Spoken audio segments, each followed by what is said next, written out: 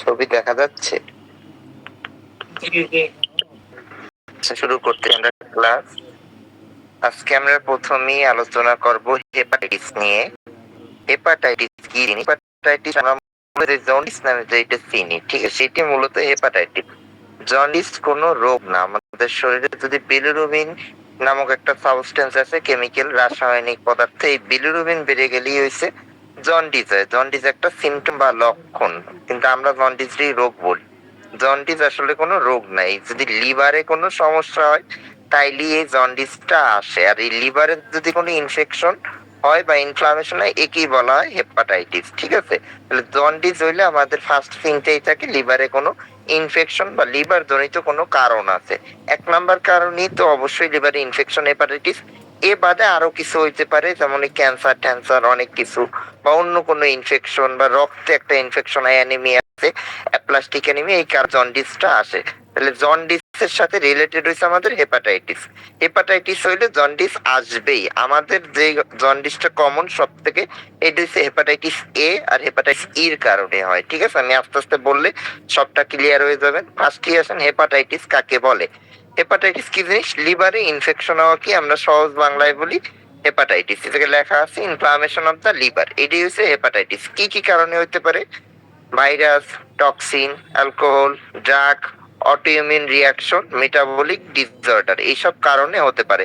সব থেকে কমন হয়েছে এই যে ভাইরাস, টক্সিন আর ড্রাগ, অ্যালকোহল, এইগুলো হচ্ছে আমাদের সাবকন্টিনেন্ট বা এশিয়ার জন্য কমন। ভাইরাসের নাম একটু পরে আমি বলতেছি। কিছু কিছু টক্সিন, অ্যালকোহল, যারা অ্যালকোহল খায়, মদ খায় তাদের, আর কিছু ড্রাগ আছে হেপাটোটক্সিক, যেমন প্যারাসিটামল, ঠিক আছে। প্যারাসিটামল একটা হেপাটোটক্সিক ড্রাগ। এছাড়া এই যে ঘুমের ওষুধ খায় মানুষ, এটাও হেপাটোটক্সিক ড্রাগ। এইসব ওষুধ যারা বেশি খায় তাদের এই লিভারের ক্ষতি হওয়ার সম্ভাবনা দাঁড়ায়। আর অটো ইমিউন রিয়াকশন, কিছু অটো ইমিউন রিয়াকশন হয়, এই কারণে হতে পারে। তাহলে হেপাটাইটিস হয়েছে inflammation or infection of the liver, ঠিক আছে। লিভারের ইনফেকশন কি হেপাটাইটিস বলি। এই হেপাটাইটিস অ্যাকিউট হতে পারে, ক্রনিক হতে পারে। অ্যাকিউট মানে আমি আগেও বলছিলাম, অ্যাকিউট কি? ডিজিজ যখন প্রথম অবস্থায় থাকে, 1 দিন 2 দিন 3 দিন 5 দিন, এটারে আমরা বলি অ্যাকিউট কন্ডিশন। আর এই ডিজিজ মানে রোগটাই যদি অনেক দিন থাকে, মাসের পর মাস থাকে, 3 মাস 6 মাস 10 মাস, তখন এটা হয়ে যায় ক্রনিক, ঠিক আছে। তাহলে এই হেপাটাইটিস দুই প্রকার হইতে পারে, অ্যাকিউট আর ক্রনিক। এবার আসেন এই হেপাটাইটিসের কারণ কি কি। একটু আগেই বললাম সব থেকে কমন কারণ হয়েছে আমাদের কিছু ভাইরাস। এই ভাইরাস মূলত ভাইরাল হেপাটাইটিসের কারণ হেপাটাইটিস ভাইরাস গুলাই, ঠিক আছে। হেপাটাইটিস ভাইরাস, হেপাটাইটিসের ভিতর। হ্যাঁ, কি দেখা যাচ্ছে না? ছবি দেখতে পাচ্ছেন না কেউ? ছবি দেখা যাচ্ছে, ভুল করতেছেন, যেটা কেইজও দেখতে চাইতেছে। স্যার দেখা যাচ্ছে, দেখা যাচ্ছে ছবি। কে কথা বলতেছেন? এই শাকিল কে? কি কি বলতে চাচ্ছেন? মানে আমি বলতে চাচ্ছি যে উনি, ওই যে ভাই যেটা বললো, আসলে উনি মনে হয় আপনার ছবি সহ দেখতে চাচ্ছে, কিন্তু আসলে কে দেখতে চাইতে? ছবি সহ দেখে আপনি করবেন কি? না ভাইয়া, এই আপনার ভাই না আমি। কে বলছেন? আপনার ভাই না আমি। আপনি কি নতুন ক্লাসে? আমি আপনাকে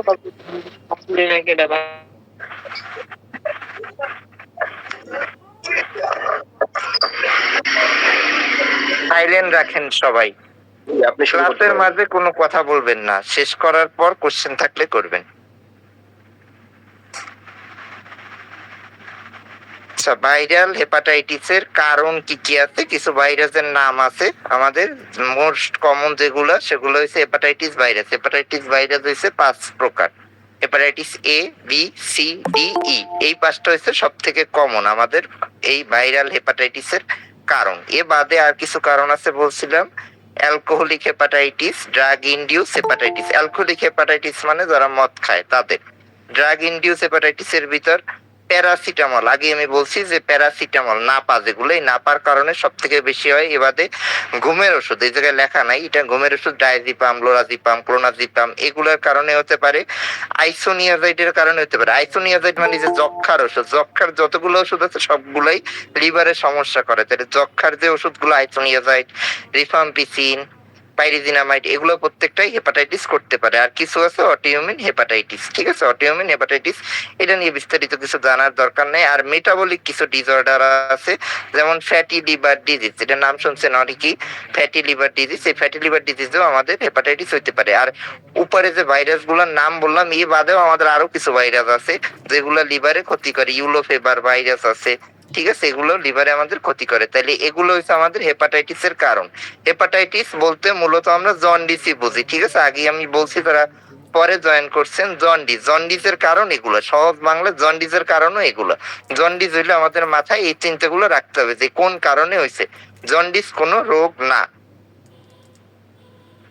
এই জায়গায় আবার এইগুলো লেখা আছে, ভাইরাল হেপাটাইটিস গুলোর ডিটেলস দেওয়া আছে। আমাদের এত ডিটেলস লাগবে না, আপনারা একটু সহজে জানিয়ে রাখেন যে আমাদের যে জন্ডিসটা, এটা মূলত হয় হেপাটাইটিস এ আর হেপাটাইটিস ইর জন্য। এটা হচ্ছে পানিবাহিত রোগ, খাবারের মাধ্যমে হয়, ঠিক আছে? খাবারের মাধ্যমে হয়, অন্য কোনো মাধ্যমে হয় না। আমরা যে খাবার দাবার খাই, এর মাধ্যমে এই ভাইরাসটা আমাদের শরীরে ঢুকে জন্ডিস ঘটায়, লিভার ইনফেকশন ঘটায়, ঠিক আছে?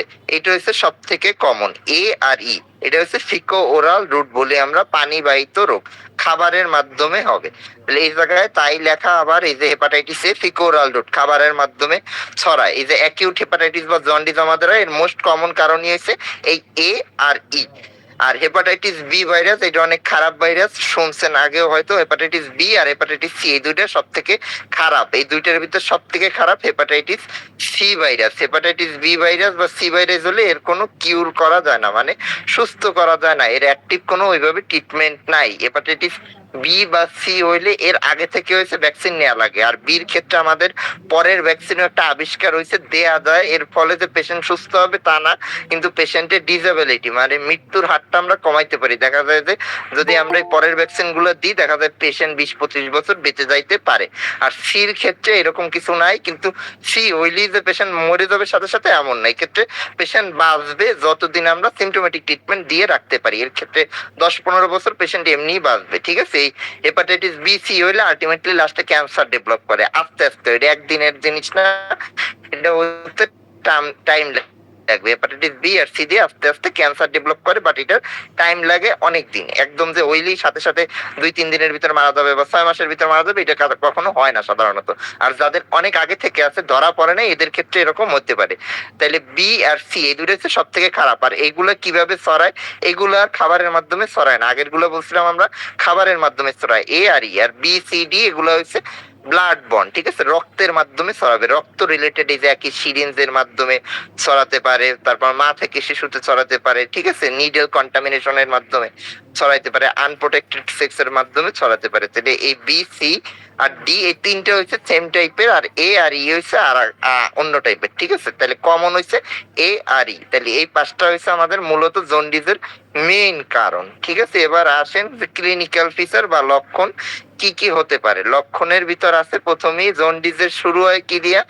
জন্ডিসে প্রথমে সাধারণত বমি বমি ভাব থাকে, বমি থাকে, মুখে রুচি থাকে না। এই জায়গায় লেখা আছে দেখেন, নাউসিয়া ভমিটিং। নাউসিয়া মানে বমি বমি ভাব, ভমিটিং মানে বমি, loss of appetite. Loss of appetite মানে মুখে রুচি নাই।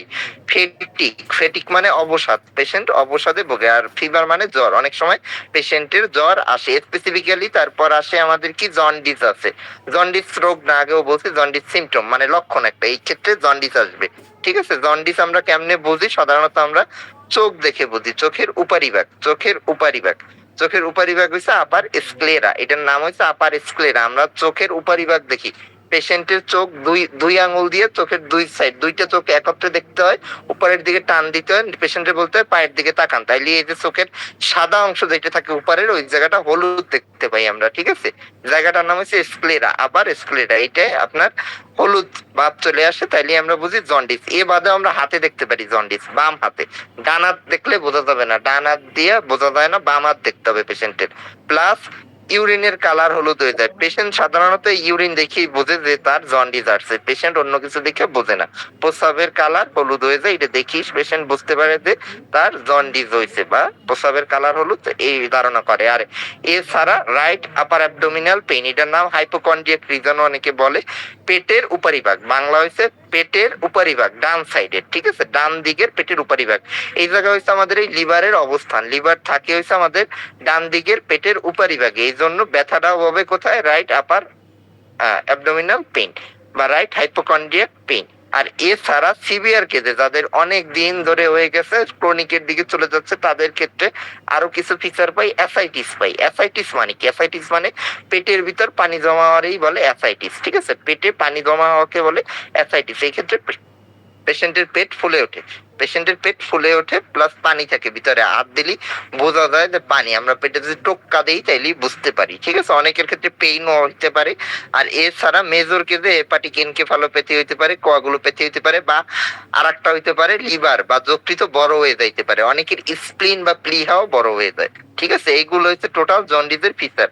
প্রথম দিকের গুলো তো বললাম, মাঝখানে স্পেসিফিক তো তাও বললাম, আর লাস্টে যেগুলো সব থেকে খারাপ এগুলো লাস্টের দিকের। এগুলো প্রথমেই পাবেন না, এগুলো প্রথমে আসে না, কিন্তু উপরের দিকের যেগুলো এগুলো সব কমন, এগুলো সব জন্ডিসেরই ফিচার, ওই যে হেপাটাইটিসেরই ফিচার।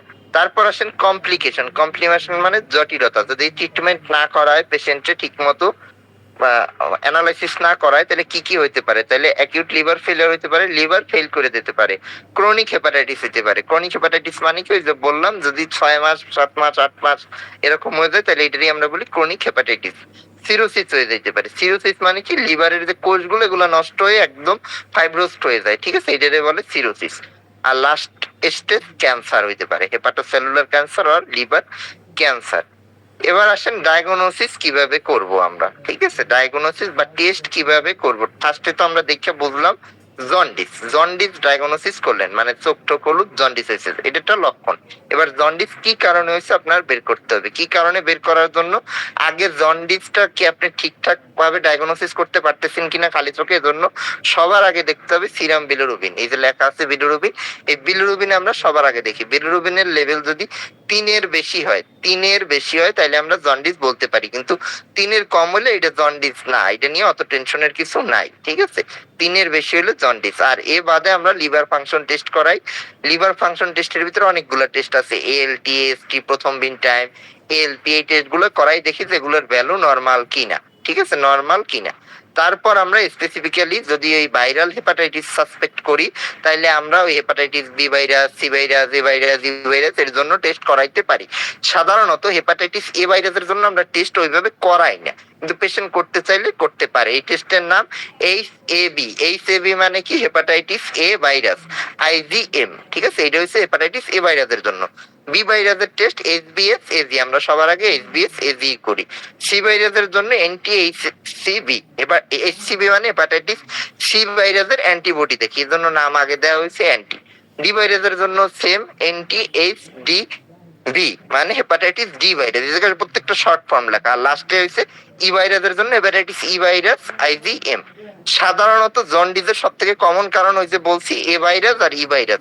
এইগুলোর জন্য আমরা টেস্ট করি না, কারণ এইগুলো কি হয়, পেশেন্ট নিজে থেকেই বলে যে তার একটু ডায়রিয়া হচ্ছে, তার এই নাউসিয়া ভমিটিং বাবা হচ্ছে, একটু বমি বমি হচ্ছে, দুর্বল লাগতেছে, এইগুলোই থাকে, মেজর কোনো সমস্যা থাকে না। দেখা যায় এটা 15-20 দিন পর এমনি ঠিক হয়ে যায়। এর জন্য ট্রিটমেন্ট আমরা করি, খুবই সিমটোমেটিক, এটা পরে বলতেছি আমি একটু। এ বাদে আর কি কি, এ বাদে আমরা কি টেস্ট করতে পারি? এ বাদে আমরা ইমেজিং টেকনিকের মাধ্যমে আল্ট্রাসোনোগ্রাম করতে পারি। আল্ট্রাসোনোগ্রাম এই ক্ষেত্রে কিন্তু পেটের, মিউট করেন, সাউন্ড অন করেন না।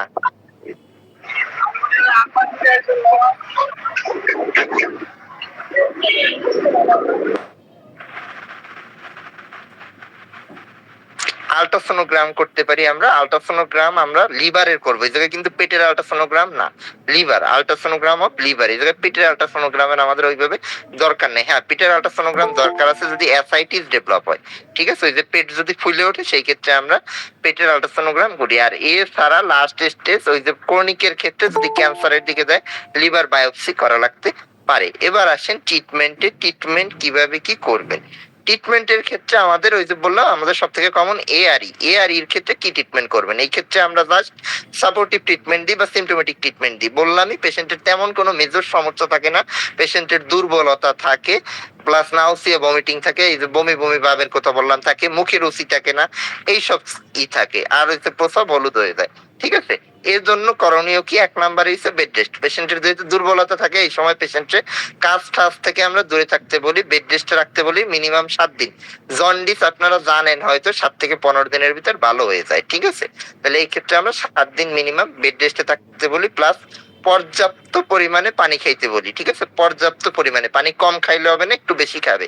বেশি মানে অনেক বেশি না, পর্যাপ্ত পরিমাণের থেকে একটু বেশি। সাধারণত আমাদের ডেইলি পানি খাওয়া দরকার 2.5 লিটারের মতো, ঠিক আছে? এই ক্ষেত্রে আমরা পেশেন্টকে 2.5 লিটার থেকে 3.5 লিটার বা 4 লিটার পর্যন্ত পানি খাইতে বলতে পারি। এই হাইড্রেশন মানে পানি। আর যদি পানি সে খাইতে না পারে, যদি বমি হয়, যেহেতু পেশেন্টের বমি বমি ভাব থাকে, বমি হতে পারে পানি খেতে গেলে, তাইলে সেই ক্ষেত্রে স্যালাইন দিতে হবে, ঠিক আছে? স্যালাইন দিতে হবে, নরমাল স্যালাইন। আর কি করতে হবে? অ্যালকোহল আর প্লাস হেপাটোটক্সিক ড্রাগ, এগুলো অ্যাভয়েড করতে হবে। আমি এর ট্রিটমেন্ট আর একটু দেখাচ্ছি, দাঁড়ান 1 মিনিট।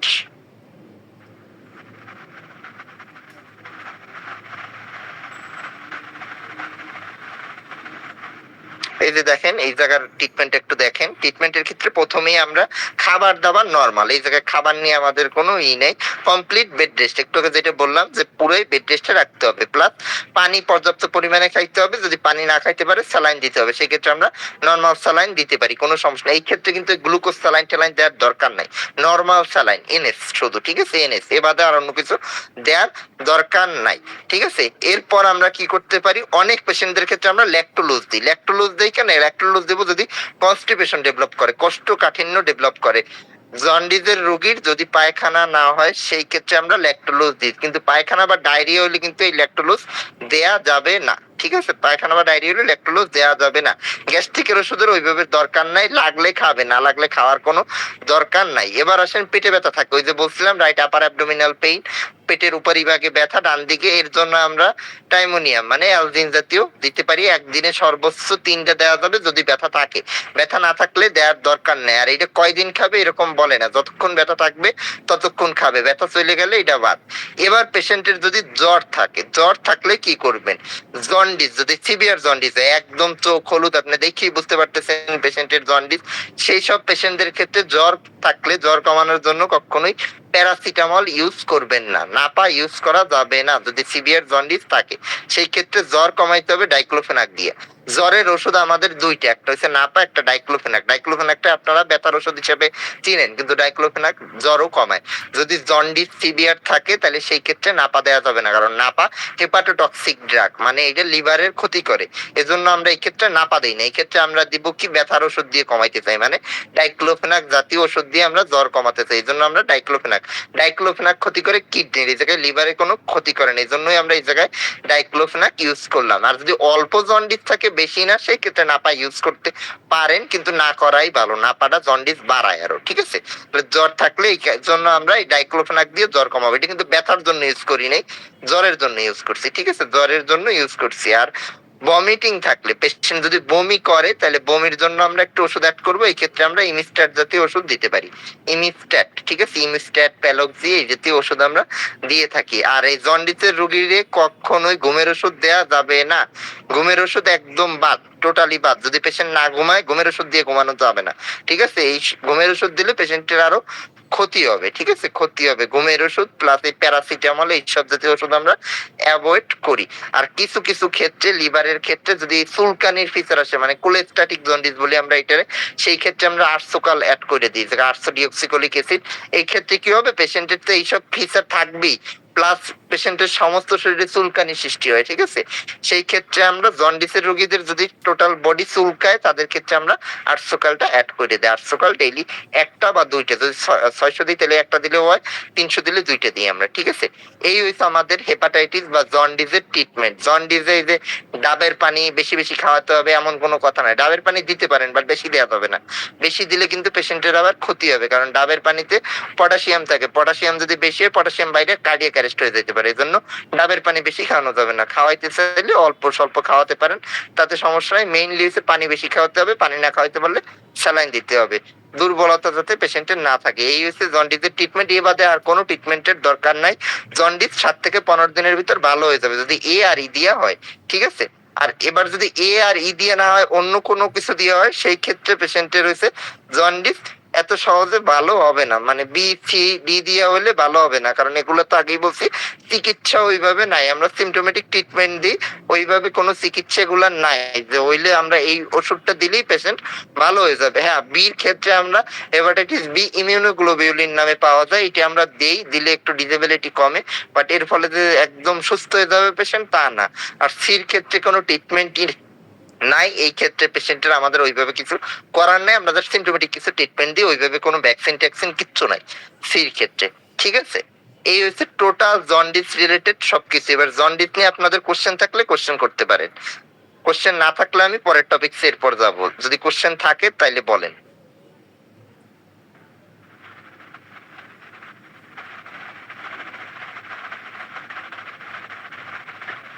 আচ্ছা, কোশ্চেন না থাকলে আমি, হ্যাঁ বলবেন কেউ কিছু? স্যার, হ্যাঁ বলেন। স্যার যদি কোনো পেশেন্টের দেখা যাচ্ছে যে স্বাভাবিকভাবে প্রস্রাব হলুদ হয় না, কিন্তু পানি কম খাওয়ায় বা দেখা যাচ্ছে জার্নি করার কারণে একদিন একটু প্রস্রাব হলুদ হচ্ছে, বা যখনই জার্নি করে ওই সময়টা প্রস্রাব হলুদ হয়, এটা কি কোনো জন্ডিসের লক্ষণ ধরা না, হবে? এটা জন্ডিস না, এটা জাস্ট হাইড্রেশনের কারণে, যখন জার্নি করে বা পানি কম খায় ক্ষেত্রে পর্যাপ্ত পরিমাণে হাইড্রেশন মেনটেন হচ্ছে না, মানে সে ডিহাইড্রেটেড হয়ে যাচ্ছে, পানি শূন্যতায় ভুগতেছে। ঠিক আছে, এই কারণে প্রস্রাবটা হলুদ হয়। এই ক্ষেত্রে পেশেন্টে উপদেশ দিবেন এই জার্নি করার পর পর বা জার্নি পথে পানি ঠিক মতো খেতে, আর প্রস্রাব চেপে রাখা যাবে না, প্রস্রাব ঠিক মতো করতে, তাইলে এটা ঠিক হয়ে যাবে। এটা 2 ঘন্টার ভিতর ঠিক হয়ে যাবে, দেখবেন প্রস্রাব হলুদ হচ্ছে বা জার্নি করলে হলুদ হচ্ছে, সে পানি খাইলে পর, পানি খাওয়ার পর আবার 2বার প্রস্রাব করবে, একদম নর্মাল হয়ে যাবে। ঠিক আছে, এটা কোনো জন্ডিস না। আচ্ছা ঠিক আছে স্যার।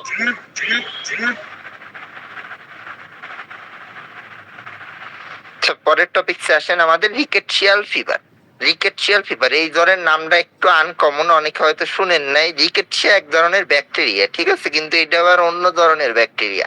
আমরা যে ব্যাকটেরিয়াল ফিভার গুলো পড়ি, এইটা সেই ব্যাকটেরিয়াল ফিভার না। এই রিকেটশিয়া হচ্ছে একটু প্রোটোজোয়ার মতো নেচারের, কিন্তু প্রোটোজোয়াও না, এটাও একটা ব্যাকটেরিয়া। এটার আমরা বলি অবলিগেট ইন্টারসেলুলার ব্যাকটেরিয়া। সাধারণত ব্যাকটেরিয়াল যেসব ফিভার, ব্যাকটেরিয়াল ফিভারে আমরা যে সব ওষুধ ইউজ করি, রিকেটশিয়ার ক্ষেত্রে ওইসব ওষুধ ইউজ করলে রিকেটশিয়া ভালো হয় না। ঠিক আছে, রিকেটশিয়া আগে তেমন একটা ছিলই না, কিন্তু বর্তমান প্রেক্ষাপটে রিকেটশিয়াটা বেশ পাওয়া যাচ্ছে। এটাও এক ধরনের bacteria, gram negative bacteria, obligate intercellular bacteria. Intercellular মানে এটা কোষের মধ্যে থাকে, কোষের বাইরে থাকে না। এই রিকেটশিয়ার রোগীদের যদি আপনারা সেপ্ট্রাক্সন দিয়ে ট্রিটমেন্ট করতে চান বা সেফিকজেম দিয়ে ট্রিটমেন্ট করতে চান বা সেফোটিল প্লাস খাওয়ায় ট্রিটমেন্ট করতে চান, তাহলে পেশেন্ট ভালো হবে না। ঠিক আছে, কারণ এটা কোষের মধ্যে থাকে, কোষের বাইরের ওষুধ। আমরা এতক্ষণ যে ওষুধগুলো বললাম এগুলো সব কোষের বাইরে ওয়ালে কাজ করে, এই জন্য এই রিকেটশিয়াতে এইসব ওষুধ দিলে কিন্তু কোনো কাজ করবে না। ঠিক আছে, তাহলে রিকেটশিয়ার ক্ষেত্রে কি করণীয় আমরা একটু পরে বলবো। রিকেটশিয়া সাধারণ জ্বরের মতোই, কিন্তু রিকেটশিয়ার ফিভার একটু আলাদা। আলাদা কেন? রিকেটশিয়া জন্ডিস থাকবে পেশেন্টের। ঠিক আছে, রিকেটশিয়ার পেশেন্টদের সাধারণত আমরা জন্ডিস পাই প্লাস ফিভারের লক্ষণটা থাকবে, জ্বর থাকবে 5-7 দিন ধরে, আপনি অনেক ওষুধ খাওয়াচ্ছেন, পেশেন্টের কোনো রেসপন্স নাই, মানে এটা রিকেটশিয়াল ফিভার। ঠিক আছে, এবার আসেন রিকেটশিয়াল ফিভার। এর ভিতরে অনেকগুলো টাইপ আছে, এই টাইপ আপনাদের পড়তে হবে না। এটা টাইপের ভিতরে স্পটেড আছে, রকি মাউন্টেন ফিভার টাইপ আছে, স্ক্রাব টাইপ আছে, মানে অনেকগুলো ফিভারে আপনার র্যাশ ওঠে গায়ে, আবার অনেক ফিভারে র্যাশ ওঠে না। এর উপর নির্ভর করে এগুলো রয়েছে আপনার ক্লাসিফাই করছে, এগুলো লাগবে না কোনো কাজে, অ্যাজ এ রিকেটশিয়া মনে রাখতে পারলেই হবে। এবার আসেন এর ফিচার মানে লক্ষণ, কি কি লক্ষণ হতে পারে। লক্ষণ কি? হঠাৎ করে জ্বর আসে, ঠিক আছে, সাডেন অনসেট অফ জ্বর। চিলস উইথ রাইগর থাকে। চিলস উইথ রাইগর কি? চিলস এন্ড রাইগর মানে হচ্ছে কাঁপুনি দিয়ে জ্বর আসে। টেম্পারেচারটা বেশি থাকে 102 প্লাস, প্লাস কাঁপুনি দিয়ে জ্বর আসবে। ঠিক আছে, তারপর হেডেক, মাথা ব্যথা থাকে। Myalgia, arthralgia. মায়ালজিয়া কি? মাংস পেশিতে ব্যথা। আর আর্থ্রালজিয়া কি? জয়েন্টে ব্যথা। পেশেন্টের জয়েন্টে ব্যথাও থাকবে, মাংস পেশিতে ব্যথাও থাকবে, প্লাস অনেক পেশেন্টের হইছে র্যাশ ওঠে। ঠিক আছে, র্যাশ ওঠে, ডেঙ্গুর যেমন র্যাশ ওইরকম র্যাশ ওঠে, প্লাস লিম্ফ্যাডেনোপ্যাথি থাকে, লিম্ফ নোড গুলো ফুলে যায়, মানে লসিকা। লিম্ফ নোড মানে হচ্ছে লসিকা, এগুলো ফুলে যায়। হেপাটোস্প্লিনোমেগালি থাকে, মানে লিভার আর স্প্লিন বড় হয়ে যেতে পারে, প্লাস জন্ডিস থাকে পেশেন্টের, যেটা ইম্পর্টেন্ট ফিচার। ঠিক আছে, জ্বরের রোগী জ্বর খুব বেশি প্লাস জন্ডিস। একটু আগে আমরা যেটা পড়াইলাম ভাইরাল হেপাটাইটিস মানে জন্ডিসের জ্বর কিন্তু কম হয়, 100-101 হয়। আর এই রিকেটশিয়ার জ্বর কিন্তু 102 প্লাস হয়। ঠিক আছে, এক একটা এক ধরনের টেম্পারেচার, এদিকে আমরা বুঝতে পারবো যে কোন ধরনের জ্বর হইছে, কি রোগ হইতে পারে। ভাইরাল হেপাটাইটিসের জ্বর থাকবে 199 এরকম, আর এই রিকেটশিয়ার জ্বর থাকবে 102 প্লাস মানে হাই ফিভার, ঠিক আছে। তাহলে এবার ডায়াগনোসিস কিভাবে করব? ডায়াগনোসিসের ক্ষেত্রে একটু কথা বলি, মানে টেস্ট আমরা কি দিই? আমরা তো রিকেটশিয়া প্রথমে কখনোই সাসপেক্ট করি না। আমরা ভাবি হয়েছে ডেঙ্গু হয়েছে, নাইলে চিকুনগুনিয়া হয়েছে, নাইলে টাইফয়েড হয়েছে, বা নর্মাল ব্যাকটেরিয়াল ফিভার হয়েছে। আমরা কখনোই রিকেটশিয়া ফার্স্টে এক নাম্বারে আনি না মাথায়। কিন্তু যখন দেখি পেশেন্টের 2-3 দিন পর একটু চোখ হলুদ হলুদ লাগতেছে, জন্ডিস আসতেছে পেশেন্টের, তখন আমাদের মাথায় চিন্তা থাকে এটা অন্য ধরনের কোনো জ্বর কিনা। তখন আমরা এই রিকেটশিয়ার টেস্টটা মূলত দেই। আগেই কিন্তু আমরা দেই না, আগে আমরা অন্য সবকিছু চিন্তা করি।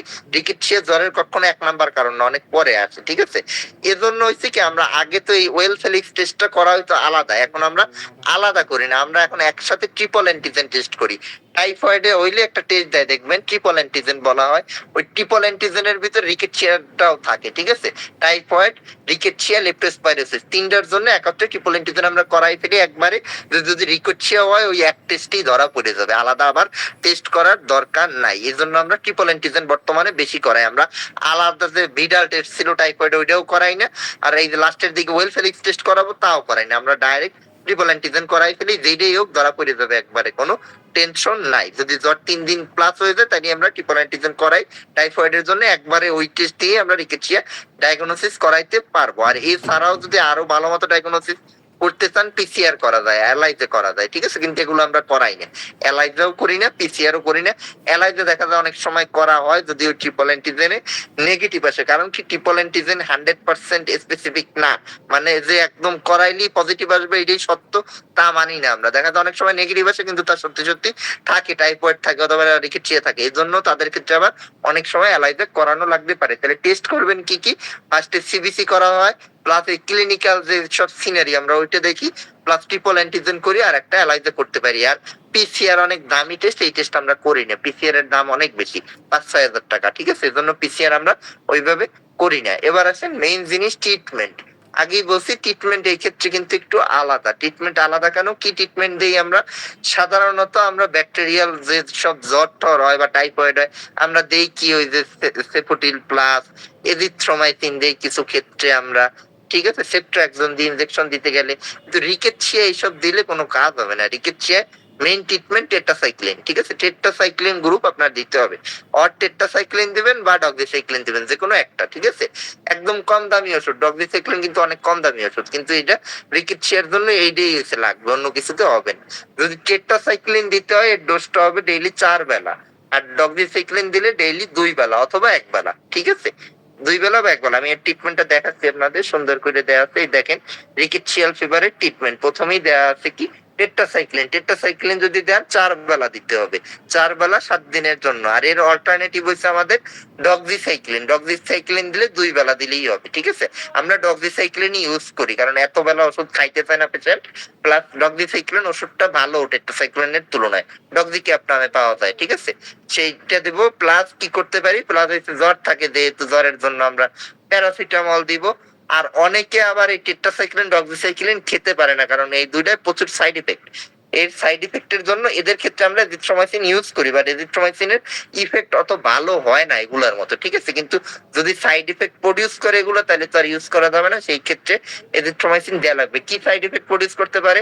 ডক্সিসাইক্লিন বা টেট্রাসাইক্লিন খাইলে যারা বাইরে কাজ করে, মানে রোদে কাজ করে, তারা রোদে যেতে পারে না, চোখ মুখ জ্বলে, ঠিক আছে, জ্বলে। এই জন্য হচ্ছে তারা এটা ইউজ করতে পারে না। প্লাস আরো কিছু সাইড ইফেক্ট করে, এগুলো প্রসাব হলুদ করে, ঠিক আছে, প্রসাব হলুদ করে, বোন ম্যারোর ক্ষতি করে।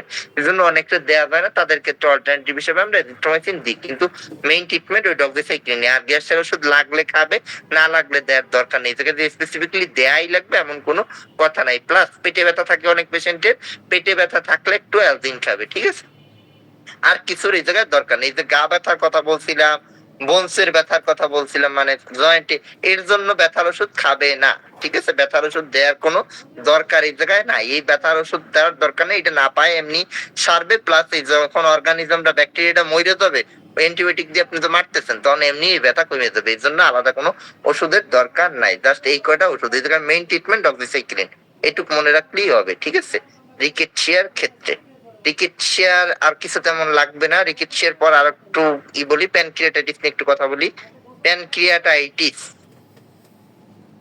প্যানক্রিয়াটাইটিস কি জিনিস? প্যানক্রিয়াসে ইনফেকশন। প্যানক্রিয়াসের বাংলা হচ্ছে আগ্নাশয়, ঠিক আছে? নাম শুনছেন অনেকে হয়তো, আগ্নাশয় আমাদের পেটের বাম দিকে থাকে, ঠিক আছে? পেটের বাম দিকে থাকে এটা আগ্নাশয়। আগ্নাশয় মানে প্যানক্রিয়াস। এই প্যানক্রিয়াসে যদি কারো ইনফেকশন হয় তারই বলা হয় প্যানক্রিয়াটাইটিস। প্যানক্রিয়াটাইটিসের মেইন সমস্যা হচ্ছে ব্যথা, ঠিক আছে? ব্যথা, পেশেন্টের এত পরিমাণে ব্যথা হয় পেশেন্ট আর সোজা থাকতে পারে না। এই প্যানক্রিয়াটাইটিস রোগী ব্যথার কারণে বেন্ড হয়ে যায়, ঠিক আছে? বেন্ড হয়ে যায়, যেখানে লেখা আছে দেখেন, severe constant upper abdominal pain, পেটের উপরিভাগে ব্যথা, relieved by leaning forward. Forward মানে কি পেশেন্ট একদম বেন্ডিং হয়ে যায়, সামনের দিকে ঝুঁকে পড়ে, ঠিক আছে? ঝুঁকে পড়ে, তাইলে দেখা যায় পেশেন্ট একটু ব্যথা কম অনুভূত হয়, পেশেন্ট সোজা হয়ে দাঁড়াতে পারে না, সামনের দিকে ঝুঁকে হয়ে দাঁড়ায় বা বসে পড়ে, ঠিক আছে? আর কি থাকতে পারে? জ্বর থাকতে পারে পেশেন্টের, ভমিটিং হয়, বমি হয়। প্যানক্রিয়াটাইটিসের একটা ফিচার হচ্ছে বমি হওয়া, ঠিক আছে? বমি হওয়া, এইগুলো হচ্ছে প্যানক্রিয়াটাইটিসের ফিচার। এই প্যানক্রিয়াটাইটিসের রোগী একবার যদি প্যানক্রিয়াটাইটিস হয় সাধারণত আর আজীবনে কিওর ওইভাবে হয় না। কিন্তু হ্যাঁ, ব্যথা থাকবে, কন্টিনিউয়াস থাকবে তা না, দেখা যাবে যে কিছুদিন পর পর এরকম হয়। অনেকের 5 বছর পর আবার আসতে পারে, অনেকের 2 বছর পর আসতে পারে, অনেকের 10 বছর পর আসতে পারে, ঠিক আছে? এইরকম। কিন্তু এই প্যানক্রিয়াটাইটিস কারো একবার হইলে এটার কোনো কিওর নাই যে একবার হইছে একদম সেরে যাবে, এটা ইম্পসিবল ব্যাপার। প্যানক্রিয়াটাইটিস কখনো সারে না, ঠিক আছে? তাহলে প্যানক্রিয়াটাইটিসের মেইন সমস্যা কি বললাম? ব্যথা, পাশাপাশি ভমিটিং হইতে পারে, বমি হইতে পারে, ঠিক আছে? এবার আসেন এর ইনভেস্টিগেশন। প্যানক্রিয়াটাইটিস কেমনে বুঝবেন যে এটা প্যানক্রিয়াটাইটিস? কারণ পেটে তো অনেক কারণেই ব্যথা হতে পারে। এই প্যানক্রিয়াটাইটিস বোঝার জন্য আমরা সাধারণত দুইটা টেস্ট দিই। এই দুইটা টেস্ট দিলেই আমরা প্যানক্রিয়াটাইটিস কিনা বুঝতে পারি। একটা হচ্ছে সিরাম অ্যামাইলেস, একটা হচ্ছে ইউরিনারি অ্যামাইলেস, ঠিক আছে? এই দুইটা লেভেল দেখিয়ে আমরা বুঝতে পারি যে এটা প্যানক্রিয়াটাইটিস কি না।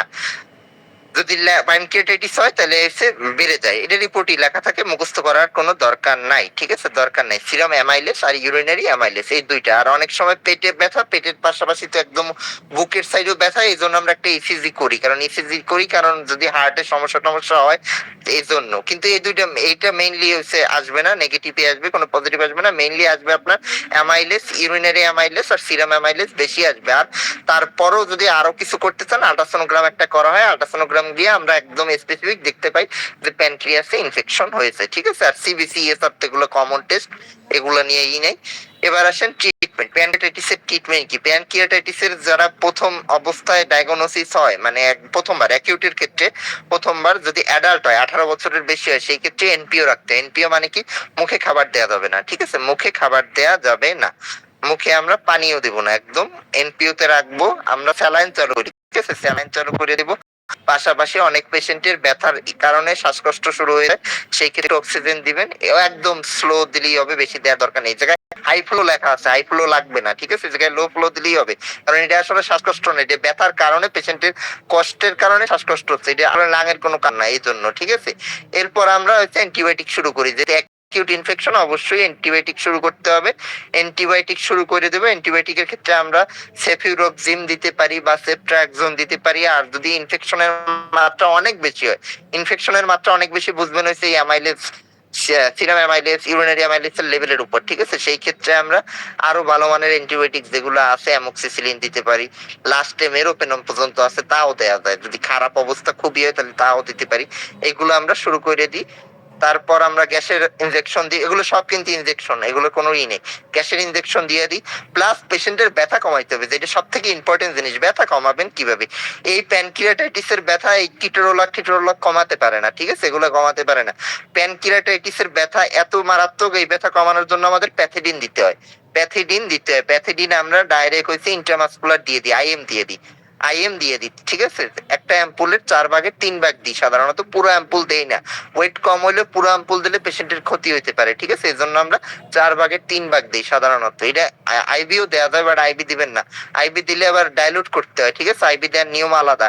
আইবি দিতে গেলে এক অ্যাম্পুল আবার হইছে আপনার 8 ml নরমাল স্যালাইনের সাথে ডাইলুট করতে হয়, তারপর 5 ml দিতে হয়, ওটা অনেক কঠিন। আইবি দেওয়ার দরকার নেই, আপনারা মাংসপেশিতে দিবেন, ডেল্টয়েডে, ঠিক আছে? মাংসপেশিতে দিবেন 4 ভাগের 3 ভাগ, ক্যাম্পুলে যা থাকে তার 4 ভাগের 3 ভাগ মাংসপেশিতে দিয়ে দেবেন। প্যাথিডিন দিলে পেশেন্টের ব্যথাটা কমে যায়। আর প্যাথিডিন তো সবসময় বেশি বেশি দিতে পারবেন না, বেশি বেশি না, একদিনে সর্বোচ্চ একটা দেওয়া যায়। এজন্য ব্যথা যদি আবার ওঠে একদিনে, সেই ক্ষেত্রে আমরা ট্রামাডল মানে অ্যানাডল জাতীয় যেগুলো, এগুলো আমরা ইউজ করতে পারি। এই ক্ষেত্রে কিটোরোলাক দিয়ে কোনো লাভ হবে না। কিটোরোলাক প্যানক্রিয়াটাইটিসের ব্যথা কমাইতে পারে না, ডাইক্লোফেনাকও কমাতে পারে না। এই ক্ষেত্রে এই ট্রামাডল বা অ্যানাডল আর প্যাথেডিন জাতীয় ড্রাগ আমাদের দিতে হয়। এগুলোর বলা হয় ওপিওয়েড অ্যানালজেসিক। আর এই কিটোরোলাক টিটোরোলাক হচ্ছে এনএসআইডি গ্রুপ, ঠিক আছে? এনএসআইডি এই জায়গায় কার্যকরী না, এজন্য আমরা এগুলা দিই। আর পাশাপাশি জ্বর আসলে পেশেন্টে নাপা দিবেন। এই হচ্ছে প্যানক্রিয়াটাইটিস এর ট্রিটমেন্ট হচ্ছে শর্ট টার্মে। এবার ব্যথা যখন কন্ট্রোল হয়ে যায়, প্যানক্রিয়াটাইটিস এর সাথে আমাদের হচ্ছে খাবার রিলেটেড জড়িত। প্যানক্রিয়াটাইটিস এর ভিতর প্যানক্রিয়াটিক এনজাইম ট্যানজাইম অনেক কিছু আছে, এই সব জড়িত। এই জন্য খাওয়া কন্ট্রোল করার জন্য পেশেন্টের উপদেশ দিতে হবে। কি খাওয়া কন্ট্রোল? পেশেন্টের চর্বি জাতীয় খাদ্য কম খাইতে বলতে হবে। বাইরের তৈলাক্ত ভাজা পোড়া খাবার একদম নিষেধ। এগুলো যদি খায় তাহলে আবার এই অ্যাটাকটা তাড়াতাড়ি আসবে, ঠিক আছে? এগুলো খাওয়া যাবে না। আর চর্বি জাতীয় খাদ্য কম খাইতে হবে। আর প্লাস আমরা এইসব পেশেন্টদের ক্ষেত্রে একটা ওষুধ দিই জাইমেট, ঠিক আছে? জাইমেট ডেইলি একটা বা দুইটা করে দেওয়া হয়, সাধারণত দুইটা করে খাইতে বলি, ঠিক আছে? এটা খাইলে মোটামুটি কন্ট্রোলে থাকে। আবার যখন এরকম ব্যথা শুরু হবে অনেক মারাত্মক, তখন আবার সেম এই ক্যাটাগরি ট্রিটমেন্টই নিতে হবে। এটার কোনো কিন্তু কিওর নাই, আগেই বলছি। যদি আপনি খাবার দাবার কন্ট্রোল না করতে পারেন তাহলে ব্যথা এরকম কয়েকদিন পর পরই হবে। আর যদি আপনি কন্ট্রোলে থাকতে পারেন, সেই ক্ষেত্রে পেশেন্ট মোটামুটি ভালো থাকবে। মাঝে মধ্যে এই সমস্যা হলে তখন ওষুধটা নিলে আবার ঠিক হয়ে যাবে। এই যে জাইমেটের কথা এই জায়গায় লেখা আছে, জাইমেট আমরা সাধারণত দুইটা করে দিই যাদের ওয়েট একটু বেশি, আর অনেকের ক্ষেত্রে একটা করেও দেই। আর এই অ্যান্টিবায়োটিক আর লাগবে না। অ্যান্টিবায়োটিক এক সপ্তাহ খাবে প্রথম, তাইলেই শেষ, আর দরকার নাই। আর ব্যথার ওষুধেরও দরকার নাই, নিয়মিত শুধু এই একটা ওষুধই খাবে, ঠিক আছে? এবার আপনাদের কোনো কোশ্চেন থাকলে করতে পারেন।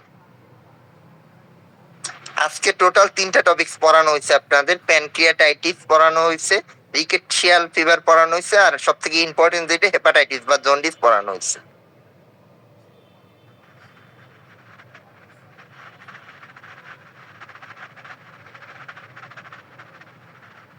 যারা ক্লাসে পরে জয়েন করছেন দেখে নিবেন, ওই ক্লাস দিয়ে দিবেন রেকর্ড, দেখে নিয়েন, ঠিক আছে? আমরা ক্লাস একটু আগে শুরু করে ফেলছিলাম টাইমে। হ্যাঁ বলে। একটা খাবার পরেই কিছুক্ষণ পরে বলে পেটে ব্যথা। খাবার যে কোনো খাবার খেলেই বলে পেটে ব্যথা করে। কথাটা ক্লিয়ার শুনতে পাচ্ছি না। খাবার কিছুক্ষণ কোনো কিছু খাবার খেলেই সাথে সাথে বলে যে পেটে ব্যথা করে। এটা কিসের জন্য? খাবার এটা ঠিক হয়ে যায়, খাবার সাথে সাথেই বলে যে পেটে ব্যথা। খাবার সাথে সাথে পেটে ব্যথা, এটা হচ্ছে আলসারের লক্ষণ, ঠিক আছে? পেটের আলসার দুই প্রকার, আমরা আপনাদের পড়াইছিলাম এর আগে। আলসার হচ্ছে একটা পেপটিক আলসার, একটা ডিউডেনাল আলসার। সাধারণত খাবার পরপরই পেটে ব্যথা হয়, এটা আলসারের লক্ষণের কারণে হয়, ঠিক আছে? পেপটিক আলসারের ফিচার হচ্ছে এইটা। বয়স কেমন রোগী? 10 বছর। হ্যাঁ, এটা পেপটিক আলসারের ক্ষেত্রে হয়। পেপটিক আলসার সাধারণত এই বয়সে হয়। এই ক্ষেত্রে আপনি একটু ডাক্তার দেখান, এন্ডোস্কোপি না করলেও আল্ট্রাসোনোগ্রাম একটু করাবে, তারপরে এটা কন্ট্রোল করা যাবে। এটা ওষুধ দিলে ঠিক হয়ে যাবে, ওরকম মেজর কোনো সমস্যা না। যেহেতু বলবেন যে কমে যাচ্ছে। দেখিয়েছি ডাক্তার, হ্যাঁ ডাক্তার দেখিয়েছি, বিকাশনাথ স্যারকে দেখিয়েছিলাম। হ্যাঁ হোল অ্যাবডোমিন আল্ট্রাসাউন্ডটাও করা হয়েছে। গ্যাসের সমস্যাই বলছে, হ্যাঁ, ওই গ্যাস। কন্টিনিউ আমি টানা 1 মাস গ্যাসের ওষুধও খাইয়েছি, কিন্তু ঠিক হচ্ছে না তো। আচ্ছা, কি ওষুধ খাওয়াইছেন? গ্যাসের ওষুধ হচ্ছে পিপিআইটা খাইয়েছি 20। আচ্ছা, পিপিআই খাওয়াইছেন, ঠিক আছে। এই ক্ষেত্রে একটু সিরাপ অ্যাড করতে হবে। আপনি আমারে আলাদা করে নক দিন, আমি লিখে দিব। না, হোয়াটসঅ্যাপে মেসেজ দিন, আমি লিখে দিব। না, ঠিক আছে? আচ্ছা ঠিক আছে স্যার, ঠিক আছে, ধন্যবাদ স্যার। হ্যাঁ বলেন। মানে ছোট বাচ্চার 8 মাস বয়স আর কি, পেটে ভাপ দিয়ে থাকে, খাবার খায় না। কতদিন ধরে এরকম? এরকম 1 সপ্তাহ ধরে। 1 সপ্তাহ ধরে? বাথরুম ক্লিয়ার হয়? বাথরুম মানে যখন করতে যায় তখন মুখ লাল হয়ে যায়। আচ্ছা, আপনি হচ্ছে ফ্লাকল খাওয়াবেন, সিরাপ ফ্লাকল, ঠিক আছে? এটা খাওয়ালে এটা ঠিক হয়ে যাবে। এটাও গ্যাসের কারণেই, বাচ্চাদের গ্যাসের কারণে এটা হয়, তেমন মেজর কোনো সমস্যা না, ঠিক আছে? ফ্লাকল খাওয়ালে এটা ঠিক হয়ে যাবে। আর খাবার না খেতে একটু জিঙ্ক খাওয়াবেন সাথে। হ্যাঁ, জিঙ্ক সিরাপ খাওয়াবেন। 8 মাস বয়স না, ডেইলি 1 চামচ করে জিঙ্ক খাওয়াবেন। আর ওই ফ্লাকল সিরাপটা খাওয়ান, তাইলে ওই গ্যাসটা কমে যাবে, তাইলে ঠিক হয়ে যাবে।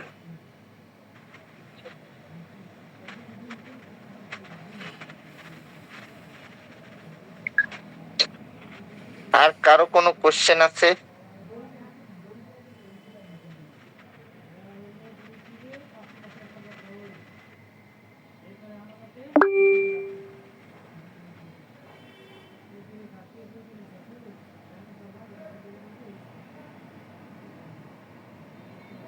বলেন, কোশ্চেন থাকলে বলেন।